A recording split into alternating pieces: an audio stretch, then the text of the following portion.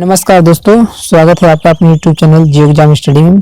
दोस्तों आइए हम लोग आज DSSB आइए आज हम लोग PGT ज्योग्राफी के क्वेश्चन पेपर को देख लेते हैं।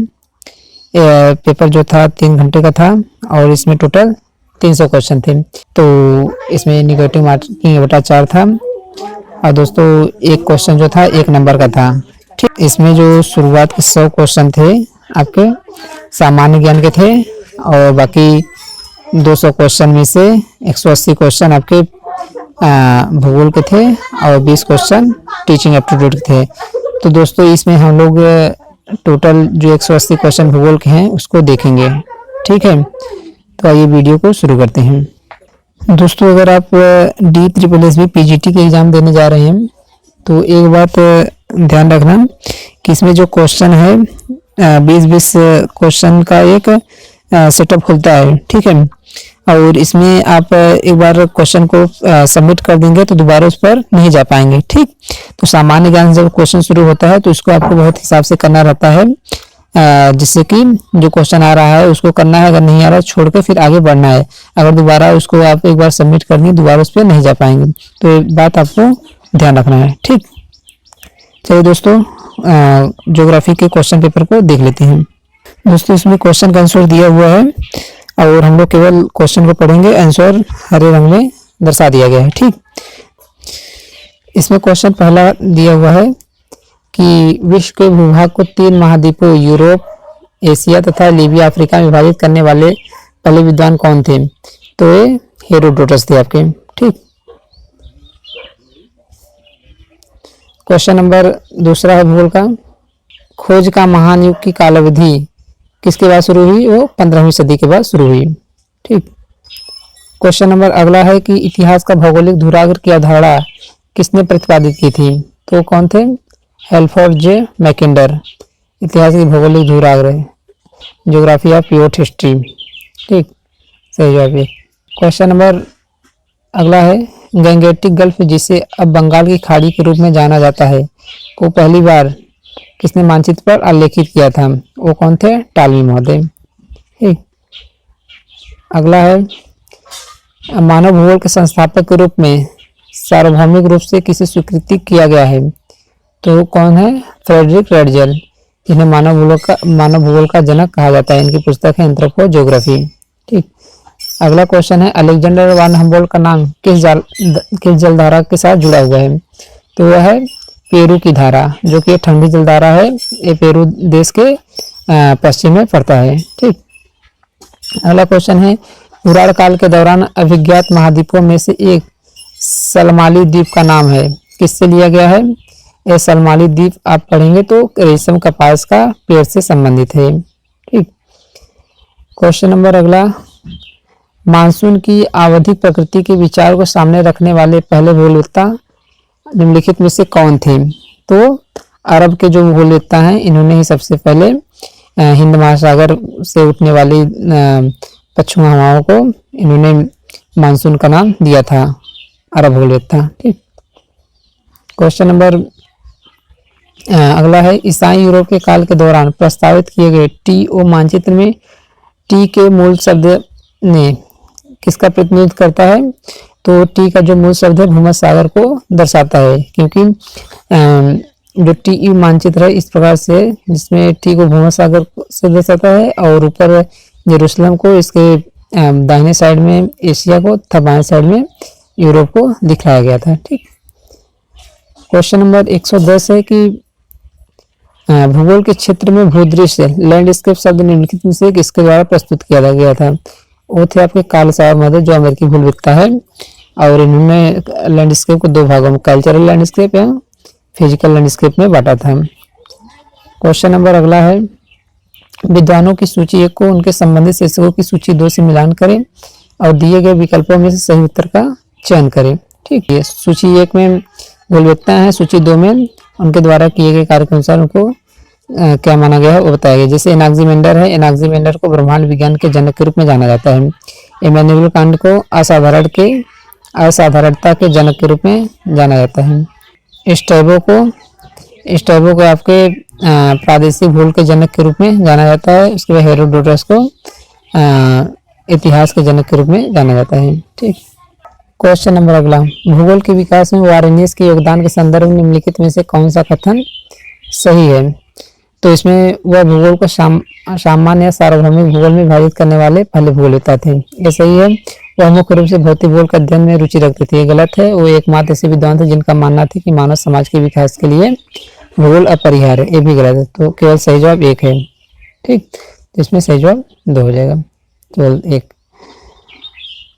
अगला क्वेश्चन है कि नीचे 2 कथन दिए गए हैं जिनमें से एक को अभिकथन ए तथा दूसरे कारण आर के रूप में दिया गया है। तो इसमें अभिकथन एक क्या है कि व्यावहारिकता कार्यात्मकता का संशोधित रूप है, ये गलत है। व्यवहारिक भूगोल भौगोलिक स्थान को ज्ञान और त्रुटि के सम्मिश्रण के रूप में पहचानता है, ये सही है। तो इसमें ये गलत है लेकिन आर सही है, तो सही जवाब 2 है। ठीक दोस्तों, इसमें आयोग का क्वेश्चन का आंसर दिया गया है।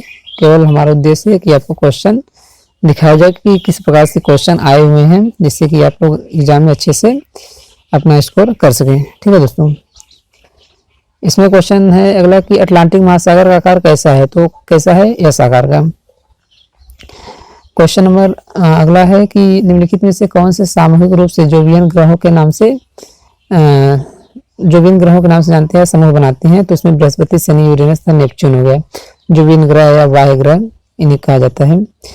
अगला है कि औसत रूप से पृथ्वी का आंतरिक भाग का घनत्व कितना है? कितना है? 5.5। ठीक, आगे है कि तरंग गति की दिशा में कौन सी भूकंपित तरंग समकोण पर कंपन उत्पन्न करती है? समकोण पर आपकी एस तरंगे हैं। ठीक, अगला क्वेश्चन है कि महाद्वीपीय जल सीमा तथा गर्त गंभीर समुद्र के मैदान के बीच फैले क्षेत्र को क्या कहा जाता है? कहने मतलब यह है कि जो महाद्वीपीय जल सीमा है तथा गर्त के बीच समुद्री मैदान के बीच जो क्षेत्र फैले होते हैं उनको क्या कहा जाता है? तो महाद्वीपीय ढाल।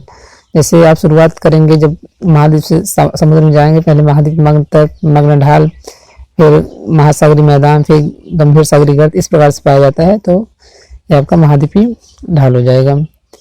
अगला क्वेश्चन है प्रशांत महासागर किसके द्वारा आर्कटिक महासागर जुड़ा हुआ है? ये आपका बेरिंग जल संधि के द्वारा आर्कटिक महासागर से जुड़ा हुआ है। ठीक, क्वेश्चन नंबर अगला है कि विशाल गुटेनबर्ग असमर्थता के नाम से जानी जाने वाली सीमा निम्नलिखित में से किसके बीच है? गुटेनबर्ग असमर्थता किसको अलग करती है? निचली मेंटल और ऊपरी कोर को ना। तो यहाँ निचली भूप्रवाह तथा ऊपरी क्रोड रह जाती है। ठीक दोस्तों, यहाँ डिसिप्लिन करके दिया है कि 20-20 क्वेश्चन का एक सेट है, और अगर आप 20 क्वेश्चन को सबमिट कर देते हैं तो दोबारा उस पर नहीं जा पाएंगे, इसलिए सोच समझ के क्वेश्चन को करना है। ठीक, क्वेश्चन नंबर अगला है कि महाद्वीपीय जल सीमा की उत्पत्ति निम्नलिखित में से किस प्रक्रिया के कारण होती है? तो इसमें सही जवाब है आपका महाद्वीपीय उपांत के साथ सरल फाड़ने के द्वारा। ठीक, अगला क्वेश्चन है 1919 में पृथ्वी की उत्पत्ति की व्याख्या करने के लिए ज्वारीय परिकल्पना किसने प्रतिपादित किया था? ज्वारीय परिकल्पना आपके सर जेम्स जीन्स हैं। ठीक, और आपका चैम्बरलिन और मॉल्टन का ग्राहड़ु परिकल्पना हो जाएगा, और लाप्लास का निहारिका परिकल्पना हो जाएगा। ठीक, और मार्गन आप प्लेट विवर्तन के संबंधित हो जाएंगे इस प्रकार से। अगला क्वेश्चन है कि निम्नलिखित में पृथ्वी की निम्नलिखित में से कौन सी परतें बाह्य से आंतरिक तक सही क्रम में है? तो ऊपर से नीचे जाएंगे तो आपका क्रस्ट मेंटल कोर हो जाएगा, तो मतलब भूप्रपटी भूप्रवाह क्रोड। ठीक, क्वेश्चन नंबर अगला है भूमध्य रेखा के उत्तर में अटलांटिक महासागर की मध्य अटलांटिक कटक रिज, मतलब कि जो अटलांटिक कटक है इसके उत्तर में उसको किस नाम से जाना जाता है? उसको डॉल्फिन उभार के नाम से जानते हैं, जबकि उसको दक्षिण वाले हिस्से में मतलब भूमध्य रेखा के दक्षिण में उसको चैलेंजर कटक के नाम से जानते हैं। इसके बाद जब ये नॉर्वे इस साइड में पहुंचता है ग्रीनलैंड साइड में, इसको टेलीग्राफिक पठार के नाम से भी जानते हैं। ठीक, इस प्रकार से। क्वेश्चन नंबर अगला है 132 ईसा पश्चात के दौरान भूकंप के केंद्र को दिशा का अनुमान लगाने और महसूस न होने वाली तरंगों का पता लगाने के लिए उपयोग किए जाने वाला उपकरण को तैयार करने वाला पहला व्यक्ति कौन था? ये थे चैंग हैंग। ठीक, अगला क्वेश्चन है निम्नलिखित में से कौन सा कथन रसेल के द्वितारक परिकल्पना के बारे में सही है? ठीक, रसेल उस विचारधारा का था कि जो सूर्य के चारों 3 तारे घूमते थे, गलत है। ठीक, इस सिद्धांत को कांट द्वारा 1950 साल में प्रस्तुत किया गया तथा 1972 मान्यता किया गया, ये भी गलत है। ठीक, कांट का वैसे भी एक उनका निहारिका परिकल्पना था। इस सिद्धांत का ब्रह्मांड में सभी पदार्थ सघन तथा विशाल आदि पदार्थ के रूप में मौजूद थे, ये भी गलत है। अगला है कि इस परिकल्पना के साथ ही तारे से बाहर निकले पदार्थों से ग्रहों के निर्माण की व्याख्या की, ये सही है। ठीक, तो अगला क्वेश्चन देख लेते हैं। निम्नलिखित में से कौन सा सही ढंग से मेल खाता है? गुरुमंडल 2780 किलोमीटर, स्थल मंडल 100 किलोमीटर, उत्ताप मंडल 200 किलोमीटर। तो इसमें आपका केवल सही जवाब 2 है। स्थल मंडल 100 किलोमीटर की गहराई तक पाया जाता है। ठीक, अगला क्वेश्चन है कि नीचे 2 कथन दिए गए हैं, जिनमें से एक को अभिकथन ए तथा दूसरे कारण आर के रूप में लेवित किया गया है। इसमें अभिकथन एक जो है, भूकंप लिखित द्वारा सैकड़ों झटके दर्ज किए गए हैं। ठीक, ये सही है। भूकंप लिखित पृथ्वी के आंतरिक खंडों के रहस्यों को जानने में हमारी मदद करता है, ये भी सही है।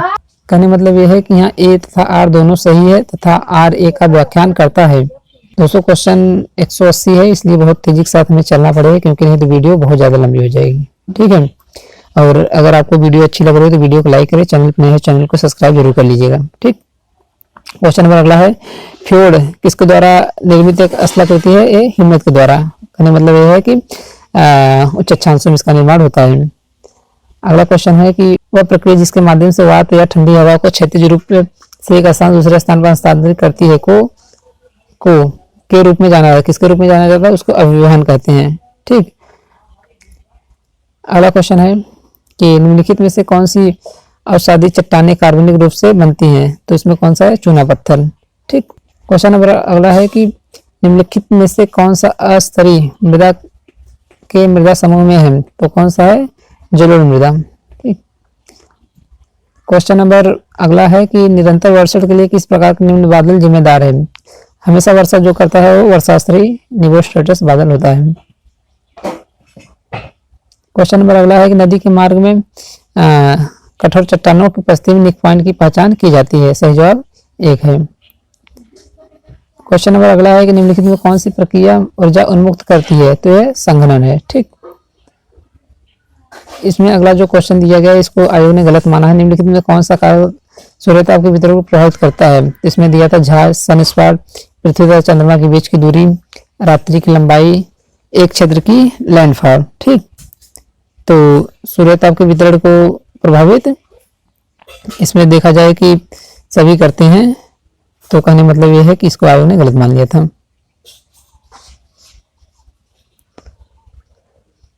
क्वेश्चन नंबर अगला है कि कम से कम 2 क्रमागत वर्षों तक हिमीकृत रहने वाली भूमि को क्या कहा जाता है? उसको पर्माफ्रॉस्ट के नाम से जानते हैं। ठीक, क्वेश्चन नंबर अगला है कि निम्नलिखित में कौन सी गर्म महासागरीय धारा है? तो इसमें गल्फ स्ट्रीम जो है गर्म महासागरीय जलधारा है। क्वेश्चन नंबर अगला है कि जब हवा का दबाव और जलवाष्प सामग्री क्या होता है? स्थिर होते हैं तो कोहरा बनता है। ठीक, कोहरे बनने के लिए हवा स्थिर होना चाहिए। ठीक,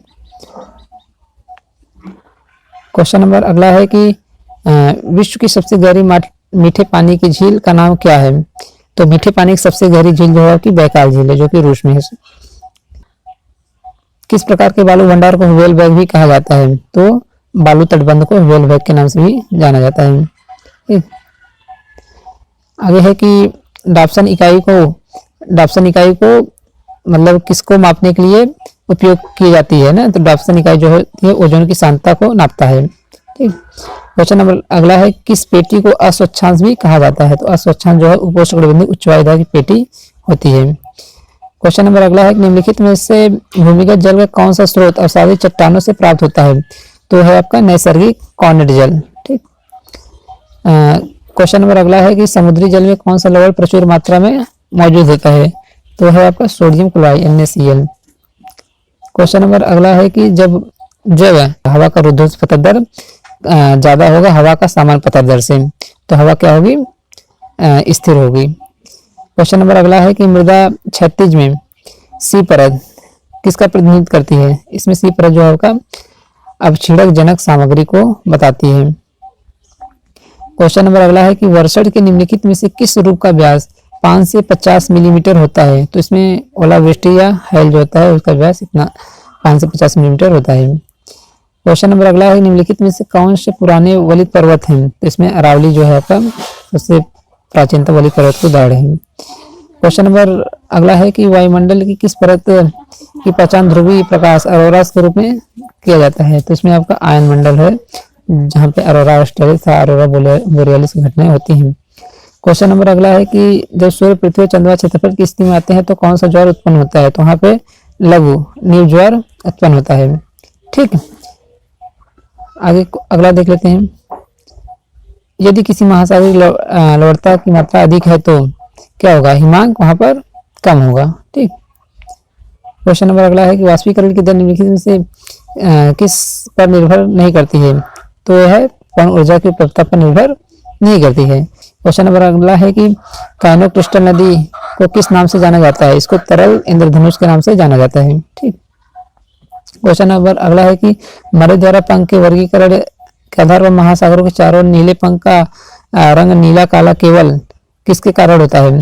तो आपका आयरन सल्फाइड की उपस्थिति के कारण, मतलब कि लोहा की उपस्थिति के कारण इसका रंग काला होता है।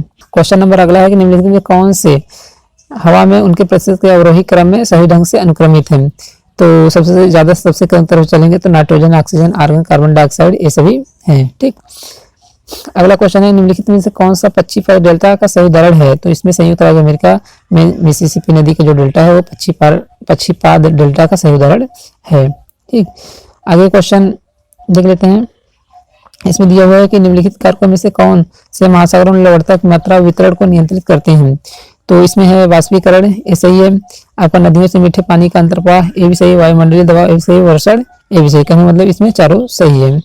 ठीक, क्वेश्चन नंबर अगला है कि प्राचीन समुद्री यात्रा करने वाले जनों ने पछुआ पवनों को भयंकर पचासा फ्यूरियस 50 क्यों कहा है? क्योंकि 40 से 60 डिग्री दक्षिण अक्षांश के भी दक्षिणी गोलार्ध में पछुआ पवनें अधिक प्रबल होती हैं। ठीक, और उत्तरी गोलार्ध में पछुआ पवनें कम सक्रिय हो पाती हैं क्योंकि यहाँ पर स्थल हवा की प्रमुखता है।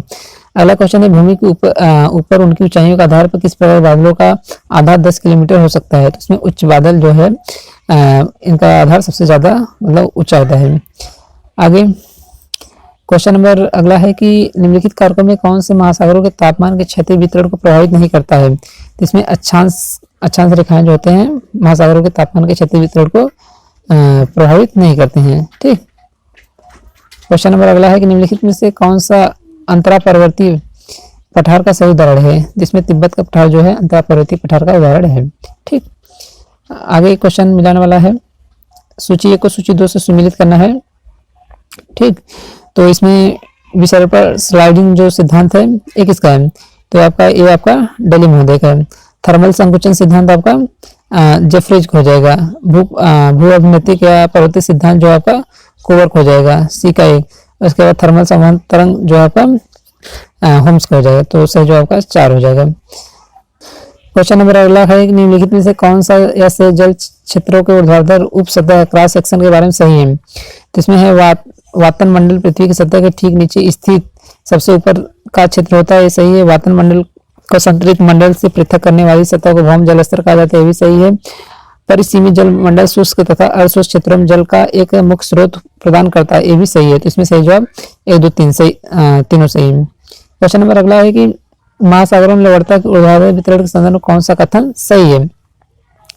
तो इसमें है कि मध्य अक्षांशों में समुद्रों की लवणता कुछ निश्चित सीमा तक बढ़ती जाती है और उसके बाद उसमें गिरावट शुरू हो जाती है। कहने मतलब यह है कि ऊपर जाएंगे तो लवणता की मात्रा जो है कम होती जाएगी हेलोक्लाइन तक। ठीक, उसके बाद क्वेश्चन नंबर अगला है कि पृथ्वी पर मीठे पानी के वितरण को ध्यान रखते हुए निम्नलिखित में से कौन सा सही है? तो इसमें भूमिगत जल 29.9%, एक सही है। हिमनद जो है 68.7%, ये भी सही है। झील 2.5%, ये सही नहीं है। तो इसमें केवल 1 2 सही है, तो सही जवाब 2 है। ठीक, क्वेश्चन नंबर अगला है कि यदि बाहरी वायुमंडल में पहुंचने वाली सौर विकिरण की 200 इकाइयों में से 4 इकाइयां पृथ्वी के एलईडी द्वारा परिवर्तित की जाती हैं, 38 इकाइयां वायुमंडल के भीतर अवशोषित की जाती है, 38 इकाइयां प्रत्यक्ष विकिरण के रूप में प्राप्त की जाती है, 46 इकाइयां विस्तृत विकिरण के रूप में प्राप्त की जाती है तथा 10 इकाइयां फैले हुए विकिरण के रूप में प्राप्त की जाती है, तो प्रभावी सौर विकिरण कितनी इकाइयां वास्तविक रूप से वायुमंडल तथा पृथ्वी की भूमि समुद्र सतह द्वारा अवशोषित की गई है? इसको आप जब निकालेंगे तो इसका सही जवाब 132 आएगा। इसको वीडियो को पॉज करके आप लोग निकाल सकते हैं। ठीक, अगला क्वेश्चन है निम्नलिखित में से झीलों का कौन सा समूह उनमें से उपस्थित लवण की मात्रा के आरोही क्रम में सही ढंग से अनुक्रमित है, यानी मतलब बढ़ते क्रम में? तो सबसे कम से अधिक तरफ चलेंगे तो ग्रेट साल्ट झील, डेड सी वान झील। ठीक, तो सही जवाब आपका 2 हो जाएगा। क्वेश्चन नंबर अगला है कि निम्नलिखित में से कौन सा ऐसे कथन सापेक्ष अर्थता के बारे में सही है। यह मापनीय है कि एक वायु खंड एक तापमान विशेष पर संतृप्त के कितना निकट है। ये सही है। न्यूनतम सापेक्ष अर्थता प्रातःकाल के दौरान होती है, गलत है। यह आर्द्रवायु की इकाई द्रव्यमान प्रति जलवाष्प के द्रव्यमान का अनुपात होती है। इसमें केवल एक सही है। ठीक। अगला क्वेश्चन है कि नीचे दो कथन दिए गए हैं जिनमें से एक अभिकथन है दूसरे कारण आर के रूप में प्रस्तुत किया गया है। तो इसमें अभिकथन एक क्या है कि वायुमंडल समताप मंडल परत की हवाई जहाज उड़ाने के लिए अधिमान्य किया जाता है। ये सही है। समताप मंडल परत अपेक्षाकृत स्थिर होती है तथा हवा के ऊर्ध्वाधर प्रवाह से पहचानी जाती है। ये गलत है क्योंकि यहाँ पर वायुमंडल संबंधी किसी प्रकार की घटनाएं नहीं होती है, जैसे हवा चलना और उसके बाद बरसात होना, ये सब नहीं होता है। ठीक। अगला क्वेश्चन चिन्हुक पौने के बारे में निम्नलिखित में से कौन सा कथन या सही है। ये स्थानीय ऊर्ध्वाधर पौने तथा स्थानीय रूप से प्रभावित क्षेत्रों की मौसम की स्थिति को अधिक रूप से प्रभावित करती है। सही है। इन पौनों को संयुक्त राज्य अमेरिका में फोन के नाम से जाना जाता है। गलत है क्योंकि वहाँ इसे चिन्हुक कहा जाता है। चिन्हुक पौनों को स्नोमीटर भी कहा जाता है क्योंकि तापमान में अचानक वृद्धि के कारण जमीन की सतह पर मौजूद बर्फ पिघल जाती है। ये सही है। तो कहने मतलब पहला और दूसरा पहला और तीसरा सही है। ठीक। आगे सम्मिलित करना है। इसमें सूची 1 में पर्वत दिया, सूची 2 में उसका स्थान दिया। जैसे हरा पर्वत आपका संयुक्त राज्य अमेरिका में हो जाएगा। ठीक। उसके बाद अमा डबलाम पर्वत नेपाल में हो जाएगा। उसके बाद टेबल पर्वत दक्षिण अफ्रीका में हो जाएगा। इंद्रधनुष पर्वत आपका चीन में हो जाएगा। सो जो आपका 4 है। ठीक। क्वेश्चन नंबर अगला है निम्नलिखित में से किस प्रकार के जानवरों की परिक्षेपण में सामूहिक निर्गमन शामिल है। तो इसमें द्रुत परिक्षेपण ये सही है। ठीक। क्वेश्चन नंबर अगला है कि निम्नलिखित में से कौन सा सभी वनस्पति साम्राज्यों में सबसे व्यापक साम्राज्य है। इसमें बोरियल क्षेत्र जो है आपका सबसे घने वृक्षों के समुदाय से संबंधित है। क्वेश्चन नंबर अगला है कि खुले और विभिन्न आकारों और प्रकारों अपेक्षा स्थिर समतुल्यता में जीवों और कार्बनिक घटकों से युक्त भौतिक प्राणियों की ये विशेष श्रेणी किस रूप में जानी पारिस्थितिक तंत्र के रूप में परिभाषित की जाती है। ठीक। क्वेश्चन नंबर अगला है कि निम्नलिखित में से किस काल को कशेरुकी जंतुओं की पहली उप स्थिति से पहचाना गया था। तो ये कौन था? आर्डोविशियन काल। ठीक। तो आगे अगला है कैलिफोर्निया के भूमध्यसागरीय वायु में झाड़ी समुदाय के नामों से जाना जाता है। तो उनको चैपरल झाड़ियां के नाम से जाना जाता है। क्वेश्चन नंबर अगला है कि पारिस्थितिक तंत्र की उत्पादकता को ध्यान में रखते हुए निवल प्राथमिक उत्पादन एनपीपी क्या होता है। तो ये होता है सकल प्राथमिक उत्पादन माइनस शोषण के माध्यम से नष्ट हुई ऊर्जा। ठीक। क्वेश्चन नंबर अगला है कि निम्नलिखित में से किस काल में भूमि की सतह पर पौधों की उत्पत्ति और उपनिवेशीकरण शुरू हुआ था। तो ये था सिल्यूरियन तथा डिवोनियन काल में। ठीक। क्वेश्चन नंबर अगला है कि निम्नलिखित में से कौन से भारत में पाए जाने वाले जैव विविधता हॉटस्पॉट में से एक है। वो कौन है? भारत बर्मा। ठीक। अगला क्वेश्चन है निम्नलिखित में से कौन सा जीवी अनुक्रमण के प्रावस्था में से एक सही नहीं है। तो उसमें समायोजन प्रावस्था सही नहीं है। ठीक। क्वेश्चन नंबर अगला है कि कार्बनिक पदार्थों की उपलब्धता के आधार पर विषम पोषित जंतुओं को निम्नलिखित में से किन 3 श्रेणियों में वर्गीकृत किया जा सकता है। तो इसमें पहला है मृदुपयोगी, सप्रोफिट्स, परजीवी, हेलोजोई। सही जो आपका 1 हो जाएगा। क्वेश्चन नंबर अगला है कि चरमोत्कर्ष वनस्पति की प्रकृति के बारे में एक चरम मोनोक्लाइमेक्स सिद्धांत कहता है कि क्षेत्रीय जलवायु चरमोत्कर्ष वनस्पति का प्रमुख नियंत्रण है। ठीक। क्वेश्चन नंबर अगला है कि जीवमंडल बायोस्फीयर में निम्नलिखित में से कौन से घटक शामिल है। इसमें कार्बनिक घटक, जैविक घटक तथा ऊर्जा घटक ये तीनों शामिल है। ठीक। अगला मिलान वाला है। इसमें सूची 1 में घास के मैदान दिया हुआ है और सूची 2 में स्थान मैदान। जैसे वेल्ड हो गया आपका, वेल्ड आपका अफ्रीका हो गया। ठीक। प्रेरी आपका उत्तरी अमेरिका हो जाएगा। फिर पंपास आपका दक्षिण अमेरिका हो गया। डाउन्स आपका ऑस्ट्रेलिया में हो जाएगा। ठीक। इसको मिला लेंगे आपका सही जवाब 4 हो जाएगा। क्वेश्चन नंबर अगला है कि पारिस्थितिक निकेत के संदर्भ में कौन सा से कथन सही है। इसमें स्पर्धी अपवर्जन का कानून कहता है कोई भी 2 प्रजातियां समान निकेत को ग्रहण नहीं करेगी तथा एक ही परिवास में समान संसाधनों के लिए बहुत लंबे समय तक प्रतिस्पर्धा नहीं करेंगी। ये सही है। कम प्रभावी प्रजातियों की तुलना में अधिक प्रभावी जातियां विस्तृत तथा व्यापक परिस्थितियों पारिस्थितिक निकेत ग्रहण करती हैं। ये भी सही है। पारिस्थितिक निकेत जनसंख्या संसाधन चर से प्रभावित नहीं होता। ये गलत है। ठीक। इसमें केवल 1 तो सही है। अगला क्वेश्चन है कि रामसर कन्वेंशन नामक एक अंतर सरकारी संधि किससे संबंधित है। वो जलमय भूमि से संबंधित है। ठीक।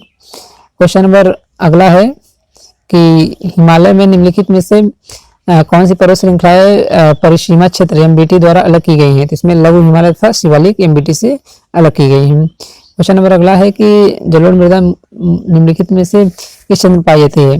मतलब मुख्यतः निम्नलिखित में किस क्षेत्र में पाई जाती है? तो सिंधु गंगा ब्रह्मपुत्र के मैदान में पाई जाती है। क्वेश्चन नंबर अगला है कि पश्चिमी घाट में जोग फाल किस नदी पे बना हुआ है? तो है आपकी शरावती नदी पे, कर्नाटक में। ठीक। क्वेश्चन नंबर अगला है कि लेटराइट मृदा निम्नलिखित में से कौन सी विशेषता सही है? तो इसमें आयरन से भरपूर होती है, लोहे से भरपूर होती है, विशेषता इसकी सही होती है। क्वेश्चन नंबर अगला है कि भाखड़ा बांध किस नदी पर स्थित है? तो ये आपका सतलुज नदी पर बना हुआ है। ठीक। क्वेश्चन नंबर अगला है कि निम्नलिखित में कौन सी कुमायूं हिमालय की सबसे ऊंची चोटी है? तो यह है नंदा देवी। क्वेश्चन नंबर अगला है सुंदरबन का पश्चिम डेल्टा में क्या पाया जाता है? तो उसमें मैंग्रोव वन पाए जाते हैं। ठीक। क्वेश्चन नंबर अगला है कि मानसून की उत्पत्ति के बारे में गतिक अवधारणा किससे संबंधित है? फॉन मॉडल से है। क्वेश्चन नंबर अगला है कि अंडमान निकोबार द्वीप समूह किसके द्वारा अलग किए जाते हैं? 10 डिग्री चैनल के द्वारा। क्वेश्चन नंबर अगला है कि निम्नलिखित में से कौन सा उष्णकटिबंधीय नम पर्णपाती वनों के प्रमुख वृक्षों में से एक है? तो है टीक। ठीक। क्वेश्चन नंबर अगला है निम्नलिखित में से किस मृदा में जल धारण क्षमता अधिक होती है? तो है काली मिट्टी में। क्वेश्चन नंबर अगला है कि लाल मिट्टी का रंग कैसा लाल मिट्टी का रंग किसकी उपस्थिति के कारण होता है? तो फेरिक ऑक्साइड के कारण इसका रंग लाल होता है। क्वेश्चन नंबर अगला है कि भारत की शीत मरुस्थल के बारे में निम्नलिखित में कौन सा विकथन सही है? इन क्षेत्रों में लवण सेलाइन झीलों की विशाल विविधता है। ठीक। क्वेश्चन नंबर अगला है कि नदी की सहायक नदी का निम्नलिखित में कौन सा संयोजन सही है? कावेरी हिमावती। ठीक। क्वेश्चन नंबर अगला है कि कोपेन का भारतीय जलवायु का वर्गीकरण निम्नलिखित से किन विचारों पर आधारित था? तो आपका औसत मासिक तापमान, औसत वार्षिक वर्षा, औसत मासिक वर्षा, ये तीनों सही है। तो सही जो आपका 4 हो जाएगा। दोस्तों आप लोग वीडियो को स्लो करके देखते हुए चलिएगा। ठीक। क्वेश्चन ज़्यादा है इसलिए हम लोग क्वेश्चन को जल्दी जल्दी पढ़ रहे हैं, इसलिए आप लोग वीडियो को स्लो करके देख सकते हैं। क्वेश्चन में अगला है कि राष्ट्रीय वन नीति 1952 ने भारत के वनों को किन दी गई 4 श्रेणियों में से वर्गीकृत किया था? संरक्षित वन, राष्ट्रीय वन, ग्राम वन, वृक्ष भूमि। ठीक। क्वेश्चन नंबर अगला है कि फ्लाइंग स्क्विरल निम्नलिखित में से किस जीवमंडल रीजन में पाई जाती है? तो पंचमढ़ी मध्य प्रदेश। ठीक। अगला है मिलान वाला जल्दापाड़ा राष्ट्रीय उद्यान, तो आपका हो जाएगा पश्चिम बंगाल। फिर उसके बाद काजीरंगा राष्ट्रीय उद्यान आपका आसाम हो जाएगा। कान्हा राष्ट्रीय उद्यान आपका मध्य प्रदेश। नमदफा राष्ट्रीय उद्यान अरुणाचल प्रदेश। ठीक। इसको मिला लेंगे आपका सही जवाब 1 हो जाएगा इसमें। क्वेश्चन नंबर अगला है इसमें भारत में निवर्तनी मानसून के मौसम के बारे में निम्नलिखित में से कौन सा ऐसी कथन सही है? तो इसमें दिया हुआ है कि निवर्तनी मानसून के मौसम के दौरान तापमान समान रूप से उच्च होती है, यानी उत्तरी भारत में लगभग 25 डिग्री सेल्सियस। ठीक। एक सही है। यह दिसंबर की शुरुआत तक दक्षिण की ओर बढ़ता है, जहाँ भूमध्य सागर के साथ विलीन हो जाता है।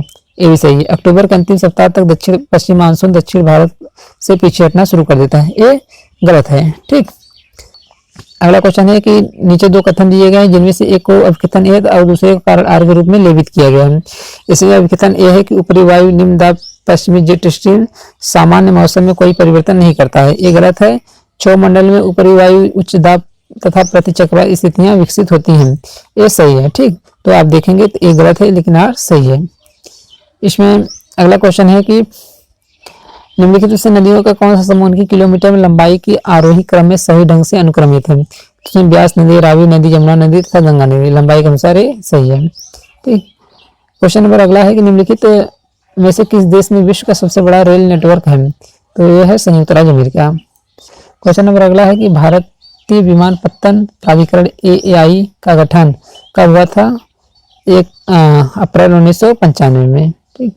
क्वेश्चन नंबर अगला है भारत सरकार द्वारा कितने निर्यात प्रक्रमण क्षेत्रों APZ की पहचान की गई है? तो यह 7। क्वेश्चन नंबर अगला है कि पूर्वोत्तर भारत में झूम खेती को किस नाम से जाना जाता है? उत्तर भारत में झूम खेती को झूम के नाम से जाना जाता है। ठीक। क्वेश्चन नंबर अगला है कि भारत का एकमात्र नदी तट प्रमुख बंदरगाह कौन सा है? कोलकाता का बंदरगाह। ठीक। क्वेश्चन नंबर अगला है कि निम्नलिखित में किस महाद्वीप का सबसे पहले औद्योगिकरण हुआ था? तो है यूरोप। क्वेश्चन नंबर अगला है कि कृषि की कौन सी शाखा फलों, सब्जियों और सजावटी पौधों की खेती से संबंधित है? वह आपकी बागवानी। क्वेश्चन नंबर अगला है कि विश्व में किस देश का सबसे बड़ा डाक नेटवर्क है? वह भारत। ठीक। क्वेश्चन नंबर अगला है कि भारत निम्नलिखित से किस उद्योग का सबसे बड़ा उत्पादक है? जूट, कपड़ा। क्वेश्चन नंबर अगला है कि भारत के उत्तर पश्चिम रेलवे स्टेशन का मुख्यालय कहाँ पर स्थित है? जयपुर में। क्वेश्चन नंबर अगला है कि निम्नलिखित में से कौन सी फसल खरीफ मौसम में उगाई जाती है, वह है मक्का।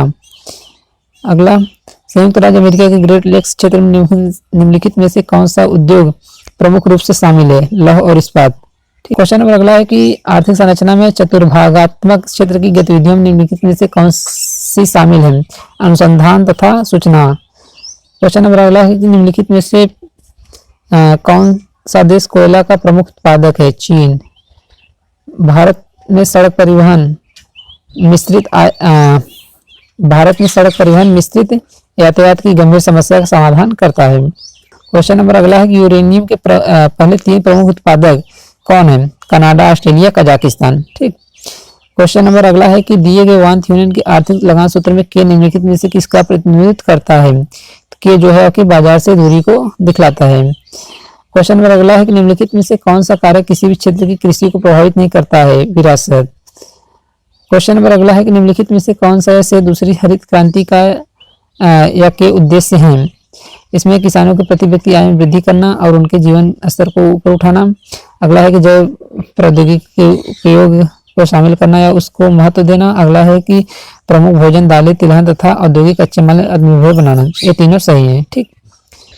आगे मिलान वाला है, इसमें रूट की सूची 1 और राष्ट्रीय राजमार्ग संख्या की सूची 2 से मिलान करें, दिए गए विकल्पों में से सही उत्तर का चयन करें। ठीक। इसमें सूची 1 में रूट दिया हुआ है और सूची 2 में राष्ट्रीय राजमार्ग संख्या दिया हुआ है। ठीक। जैसे इसमें जोराबाट, शिलोंग ये कहाँ संबंधित है, आपका NH6 से। उसके बाद आपका उत्तर प्रदेश पश्चिम बंगाल जो है आपका NH31 से। ठीक। उसके बाद आपका श्रीनगर कन्याकुमारी NH44 से। उसके बाद बामन बोर्ड नागपुर जो है आपका NH47। ठीक। क्वेश्चन नंबर अगला है कि एक गांव में निविल खेती क्षेत्र 1000 हेक्टेयर तथा क्रमशः रबी तथा खरीफ मौसम में फसली क्षेत्र 350 हेक्टेयर तथा 550 हेक्टेयर है। इस गांव की कृषि सघनता कितनी होगी, तो 90% होगी। ठीक। फिर आगे मिलान वाला दिया हुआ है, इसमें कृषि क्रांति की सूची 1 का उत्पादन सूची 2 से मिलान कर तथा दिए गए विकल्पों में सही उत्तर का चयन करिए। ठीक। सूची 1 में क्रांति दी हुई, सूची 2 में किसका ज्यादा विकास हुआ तो उसको दिया गया। तो इसमें नीली क्रांति जो है आपका मछली पालन से हो जाएगा, चांदी या सिल्वर क्रांति आपका कुक्कुट तथा अंडे संबंधित है। फिर उसके बाद काली क्रांति पेट्रोलियम, पीली क्रांति तिलहन। तो सही जवाब आपका 1 हो जाएगा। क्वेश्चन नंबर अगला है कि विश्व की जनसंख्या की वृद्धि की दर में किस वर्ष के बाद तेजी हुई है, तो यह है 1900। क्वेश्चन नंबर अगला है कि एशिया में किस प्रकार ग्रामीण बस्ती पाई जाती है, तो वह संहत बस्ती का उदाहरण यहाँ ज्यादा पाया जाता है। शहरी आकारिकी का मॉडल सेकेंडरी कटिबंध सिद्धांत, एक इसने प्रतिपादित किया था A.W. बर्जेस। अगला क्वेश्चन है किस देश ने अपनी जनसंख्या वृद्धि को हतोत्साहित करने के लिए एक बच्चे की नीति को अपनाई है, वो है चीन। क्वेश्चन नंबर अगला है कि प्रतिगामी जनसंख्या जब एक ग्राफ में आलेखित की जाती है एक संकीर्ण आधार पिरामिड का उत्पादित करता है। ठीक। क्वेश्चन नंबर अगला है कि 2016 की यूएनओ अनुमानों के अनुसार निम्नलिखित में से देशों का कौन सा समूह उनकी जनसंख्या के आरोही क्रम में सही ढंग से अनुक्रमित है, तो इसमें इंडोनेशिया, संयुक्त राज्य अमेरिका, भारत, चीन। ठीक। क्वेश्चन नंबर अगला है कि निम्नलिखित में से कौन से कारक ग्रामीण बस्तियों की उत्पत्ति को प्रभावित करते हैं, तो इसमें उपजाऊ भूमि, निर्माण सामग्री, शुष्क भूमि, अनुकूल जलवायु। तो इसमें चारों सही हैं। ठीक। क्वेश्चन नंबर अगला है कि इष्टतम जनसंख्या के अनुसार इष्टतम जनसंख्या वह है जो क्या देती है, प्रति व्यक्ति अधिकतम आय देती है। ठीक। क्वेश्चन नंबर अगला है कि नीचे 2 कथन दिए गए जिनमें से एक को अभिकथन ए और दूसरे को कारण आर के रूप में लेबित किया गया है। अभिकथन 1 है कि प्रवास का आयु संरचना पर सीधा प्रभाव पड़ता है, ये सही है। दूसरा है कि प्रवासन आयु चयनात्मक की ओर ध्यान देता है, जिसका अर्थ है कि 15 से 30 वर्ष की आयु समूह के लोग छोटी तथा बड़ी आयु समूह के लोगों की तुलना में अधिक गतिशील होते हैं। ये दोनों सही है। तो सही इसकी मतलब कि ये तथा दोनों सही है, A का व्याख्यान करते हैं। ठीक। क्वेश्चन नंबर अगला है कि जनांकी संक्रमण सिद्धांत के संबंध में निम्नलिखित में से कौन सा कथन गलत है, तो इसमें आपका जनांकी संक्रमण का पहला चरण घटती जन्म दर तथा निम्न से पहचाना जाता है, ये गलत है। जनांकी संक्रमण सिद्धांत का पहला जो चरण है इसमें उच्च जन्म दर तथा उच्च मृत्यु दर को बताया जाता है। ठीक। क्वेश्चन नंबर अगला है कि दक्षिण पूर्व एशिया में थाईलैंड देश तथा भारत, चीन में फ्रांसीसी फ्रेंच क्षेत्र के बीच एक बफर कटिबंध है, तो कौन है, एशिया में ब्रिटिश साम्राज्य जो है दोनों के बीच एक बफर कटिबंध के रूप में था। यदि gx किसी राज्य का जी स्केल मान है तो दिए गए सूत्र में rx क्या दर्शाता है? देश का क्षेत्रफल। ठीक। क्वेश्चन है अगला कि निम्नलिखित में से कौन सा भौगोलिक सीमा निर्धारण का अंतिम चरण है? तो इसमें एक सीमांकन जो है इसका अंतिम चरण है। क्वेश्चन नंबर अगला है कि मैकमोहन रेखा डैश किसके बीच है? भारत तथा चीन के बीच। क्वेश्चन नंबर अगला है कि इस निम्नलिखित में से कौन सा देश भूमि से घिरा हुआ है? तो वह है उज्बेकिस्तान। क्वेश्चन नंबर अगला है कि निम्नलिखित में से किस कारक ने भू राजनीति के पुनः प्रवर्तन के लिए आवश्यक आवेग या प्रोत्साहन प्रदान नहीं किया? राजनीतिक दलों की उन्नति। क्वेश्चन नंबर अगला है कि यह कथन की राजनीतिक सीमाएं राष्ट्रीयताएं स्थापित करने पर ध्यान देती है किसके द्वारा दिया गया था? N Cohen. ठीक। अगला क्वेश्चन है कि स्मिथ के अनुसार निम्नलिखित में से कौन सा कल्याण के विभिन्न घटकों का प्रतिनिधित्व करने वाले संकेतकों में से एक नहीं है? सांस्कृतिक तत्व। क्वेश्चन नंबर अगला है कि मानव भूगोल के विद्यालय में से एक संभववाद के संदर्भ में निम्नलिखित में से कौन सा ऐसे कथन सही है? यह सिद्धांत मनुष्य को पर्यावरण में एक सक्रिय एजेंट के रूप में लेता है। ये सही है। विडाली लाब्लास संभववाद के दर्शन के कट्टर समर्थक थे। ये सही है। 1920 के दशक में टेलर द्वारा संभववाद की अवधारणा को सामने रखा गया। ये गलत है। संभववाद की अवधारणा विडाली लाब्लास द्वारा दी गई थी। आगे मिलान वाला है। जैसे सूची 1 में सिद्धांत दिए हुए हैं, सूची 2 में बुलविकता है। ठीक। तो इसमें जैसे रिमलैंड थियरी आपके स्पाइकमैन हो जाएंगे। ठीक। हार्डलैंड सिद्धांत मैकेंडर हो जाएगा। समुद्र शक्ति आपका महान हो जाएगा। वायु शक्ति सेवरस्की हो जाएगा। तो आप मिलाएंगे तो सही जवाब आपका 1 हो जाएगा। क्वेश्चन नंबर अगला है कि यदि ए बी तथा सी क्षेत्रीयता कार्य है जहां ए का अर्थ क्षेत्र तक पहुंच पर नियंत्रण लागू करने के लिए, बी का अर्थ शक्ति को मृत रूप देना है तथा सी का अर्थ प्रभुत्व के सामाजिक संबंध को ध्यान हटाने के लिए है, तो क्षेत्रीयता के निम्नलिखित में से कौन सी रणनीति को सही ढंग से परिभाषित किया गया है? इसमें पहला है कि सामाजिक प्रतिद्वंद अस्पष्टता हो गया है, ए तथा सी।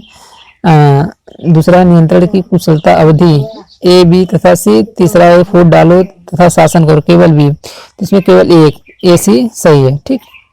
क्वेश्चन नंबर अगला है कि निम्नलिखित में से कौन संचयी वायुमंडलीय आपदा की श्रेणी में आता है? तो इसमें गर्म तरंगे जो है संचयी वायुमंडलीय आपदा की श्रेणी में आएंगे। ठीक। क्वेश्चन नंबर अगला है कि भारत के चक्रवात इतिहास सबसे शक्तिशाली चक्रवात जिसे सुपर साइक्लोन के नाम से जाना जाता है किस राज्य से संबंधित? तो वह उड़ीसा से संबंधित था। क्वेश्चन नंबर अगला है कि किस विशेष समुदाय या समूह की किसी विशेष आपदा के प्रति संवेदनशीलता का विचार होता है? किसके द्वारा? सामाजिक आरक्षितता के द्वारा। क्वेश्चन नंबर अगला है कि भूकंप से संबंधित प्रत्यास्थ प्रतिक्षेप इलास्टिक रिबाउंड सिद्धांत किसके द्वारा प्रतिपादित किया गया था? एच.एफ. रेड के द्वारा। क्वेश्चन नंबर अगला है कि भारतीय मौसम विज्ञान विभाग IMD के अनुसार सूखा तब होता है जब औसत वार्षिक वर्षा सामान्य वर्षा से 75% कम होता है। क्वेश्चन नंबर अगला है कि गतिशील गतिविधि की गति के आधार पर किस खतरे को धीमा आक्रमण ऑनसेट खतरा माना जाता है? तो यह सूखा।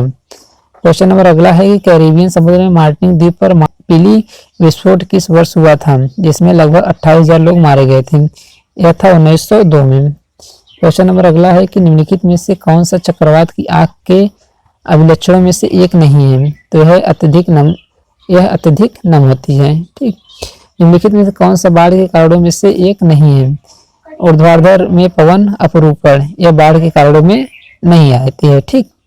अगला क्वेश्चन है निम्नलिखित में से कौन सा एक लघुमान मानचित्र है? तो है इसमें एटलस मानचित्र जो है लघुमान मानचित्र है।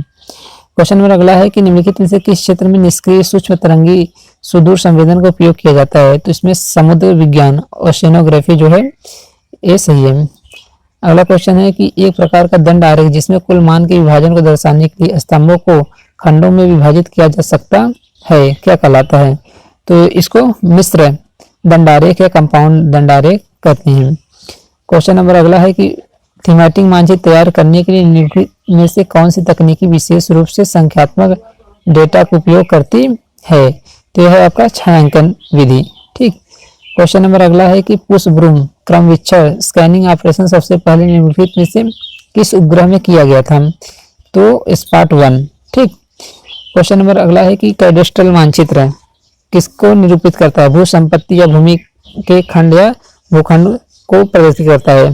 कैडेस्ट्रल मैप जो है दीर्घमापनी पर बनाए जाते हैं। निम्नलिखित में से किस स्थिति में सेंसर रिमोट एक स्पेक्ट्रम पर छोटी वस्तुओं का भी पता लगाने में सक्षम होता है? जब स्थानीय विभेदन उच्चतर होता है। क्वेश्चन नंबर अगला है कि निम्नलिखित में से कौन सा शंकों का मानचित्र प्रक्षेप के गुणों में से एक नहीं है? यह यथाकृतिक आर्थोमॉर्फिक प्रक्षेपण नहीं है। क्वेश्चन नंबर अगला है कि नदी के पानी के बिंदु प्रदूषण में निम्नलिखित में से क्या शामिल होता है? शहरी मलजल नालियां। क्वेश्चन नंबर अगला है कि अधिक ओजोन घनत्व किसके बीच पाई जाती है? 20 से 25 किलोमीटर के बीच पाई जाती है। क्वेश्चन नंबर अगला है कि निम्नलिखित में से कौन सा संवहनी गुणों का नहीं है? अनुकूल पारिस्थितिक मांगों को पूरा करना। क्वेश्चन नंबर अगला है कि झील के पानी में किस पदार्थ की उच्च सांद्रता से फेफड़ों का कैंसर हो सकता है? एस्बेस्टस। क्वेश्चन नंबर अगला है कि भोपाल गैस त्रासदी किस गैस के रिसाव से हुई थी? Methyl isocyanate. क्वेश्चन नंबर अगला है कि 1 माइक्रोमीटर से छोटे विशिष्ट पदार्थ को संभालने के लिए किस विधि का प्रभावी ढंग से उपयोग किया जा सकता है? स्थिर वैद्युत अवक्षेपित। ठीक, स्थिर वैद्युत अवक्षेपित। क्वेश्चन नंबर अगला है कि अल नीनो दक्षिणी दोलन किससे संबंधित है? समुद्र के सामान्य तापमान में वृद्धि से संबंधित है। क्वेश्चन नंबर अगला है कि निम्नलिखित में से कौन सा प्रमाण विश्वव्यापी तापक्रम वृद्धि ग्लोबल वार्मिंग में अनुक्रमिक वृद्धि के सिद्धांत का समर्थन नहीं करता है? वर्षा का स्थिर पैटर्न। क्वेश्चन नंबर अगला है कि निम्नलिखित में से इसे एक कण वायु प्रदूषक नहीं माना जाता है? ग्लिसरॉल। क्वेश्चन नंबर अगला है कि किस पौधे की सामान्य रूप से संकटग्रस्त प्रजातियों के लिए खतरा थ्रेट मान संख्या क्या होती है? 6 से 10। अगला मिलान वाला है, इसमें अंतर्राष्ट्रीय सहकारिता की सूची 1 है, उसको हस्ताक्षर वर्ष की सूची 2 से मिलान करना है। ठीक, इसमें सूची 1 है मॉन्ट्रियल प्रोटोकॉल कब हुआ था? तो मॉन्ट्रियल प्रोटोकॉल आपका 1987 में हुआ था। ठीक, उसके बाद आपका संयुक्त राज्य प्रथम पृथ्वी सम्मेलन 1992 में, प्रथम विश्व जलवायु सम्मेलन आपका 1979 में, पार्टियों का 10वां सम्मेलन कॉन्फ्रेंस COP कॉप का 2004 में हुआ था। आपका सही जवाब 2 हो जाएगा। क्वेश्चन नंबर अगला है कि भारत में गरीबी के संदर्भ में निम्नलिखित में से कौन सा या से कथन सही है? इसमें पहला है कि तीव्र जनसंख्या वृद्धि को गरीबी के कारणों में से एक के रूप में पहचाना जाता है, ये सही है। भारत सरकार ने लोगों को खाद्य सुरक्षा सुनिश्चित करने के लिए सार्वजनिक वितरण प्रणाली PDS शुरू की, ये भी सही है। अगला है कि गरीबी को उन्मूलन करने के लिए 2001 में एकीकृत ग्रामीण विकास कार्यक्रम IRDP को अपनाया गया था, ये गलत है। तो ये था दोस्तों टोटल 180 क्वेश्चन ज्योग्राफी का। अगर आपको हमारी मेहनत अच्छी लगे तो वीडियो को लाइक कीजिएगा और चैनल पर नए हैं तो चैनल को सब्सक्राइब जरूर कीजिएगा। वीडियो देखने के लिए आप लोग का बहुत बहुत धन्यवाद।